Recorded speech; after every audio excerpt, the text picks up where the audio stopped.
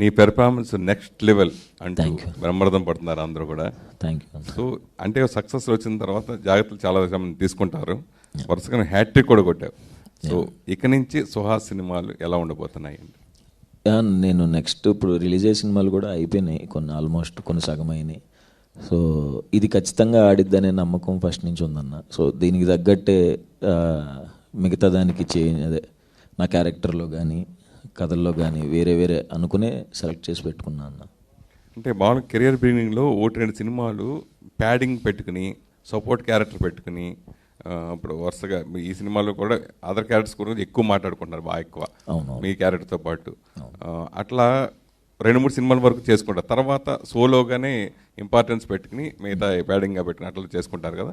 అలా భవిష్యత్తులో కూడా నీ మారే అవకాశం ఉంటుందా? అంటే నెక్స్ట్ కొన్ని సినిమాల్లో ఉన్నాయన్న ప్యాడింగ్స్, దానికి తగ్గట్టు కథలకు తగ్గట్టు ఉన్నారు.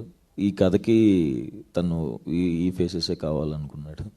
సో అదే వర్కౌట్ అయింది అనుకుంటున్నాను. సుహాసే భుజం మీద ఎత్తుకుని సుహాస్ ద్వారా ఈ సినిమా సక్సెస్, సుహాసే ఫుల్గా ఉండేది అని అంటే లేదన్న. ఈ సినిమాలో శరణ్య నేను ఈ సినిమా ఫర్దర్గా అంటే కంప్లీట్గా నేను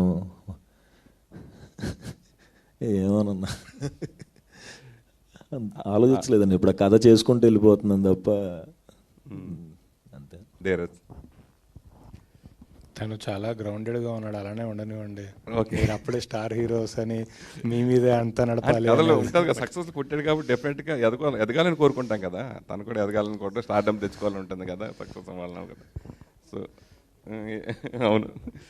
సో మామూలుగా కొన్ని బ్యానర్స్ సక్సెస్ అసలు మామూలు బ్లాక్ బస్టర్ సక్సెస్ కొడుతూనే ఉంటారు, కంటిన్యూ చాలా చూసాం మనం. అలా గీతా ఆర్ట్ సంస్థ కూడా అరవింద్ గారు ఇది నెంబర్ 1 ప్రొడ్యూసర్గా ఎన్నో సక్సెస్ ఇచ్చారు.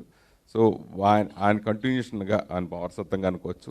మీరందరూ వరుసగా ఎస్కే కానీ మీరు కానీ బన్నీవాసి కానీ ఇలా మీరు సక్సెస్ కొట్టడం, పైగా ఈ సక్సెస్ కూడా చాలా ఇంపార్టెంట్. చాలా రోజులు ఆపి మళ్ళీ బడ్జెట్ పెరిగిపోయి ఇలా జరిగింది కదా. సో ఈ సక్సెస్కి అరవింద్ గారు మీకు ఇచ్చిన కాంప్లిమెంట్ ఏంటి? సో ఎలా ఫీల్ అవుతుంది?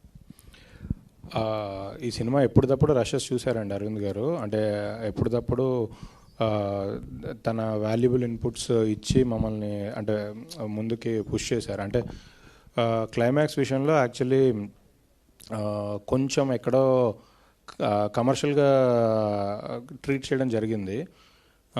అది దాని మీద చాలా రోజులు డిస్కస్ చేసాం. అంటే ఇది కరెక్టా, ఇలా కరెక్టా అని అన్నప్పుడు వాసు గారు వచ్చి కమర్షియల్గా తీయాలంటే ఈ సినిమాని ఎందుకు, ఏ సినిమా అయినా తీయచ్చు కదా, ఇది ఇలా చేయకూడదు, జెన్యున్గా చెప్పాలి అన్నారు. దాని తర్వాత మేము మళ్ళీ వెళ్ళి రీషూట్ చేసి ఇవన్నీ చేయడం జరిగింది. బట్ అరవింద్ గారు ఎప్పుడు సినిమా చూసినా చాలా కాన్ఫిడెంట్గా చెప్పారు. యాక్చువల్లీ ఆయన ఫస్ట్ రషెస్ చూసింది ఊర్వశి రాక్షసి సినిమా ప్రీ రిలీజ్ ఫంక్షన్లోనే చెప్పారు.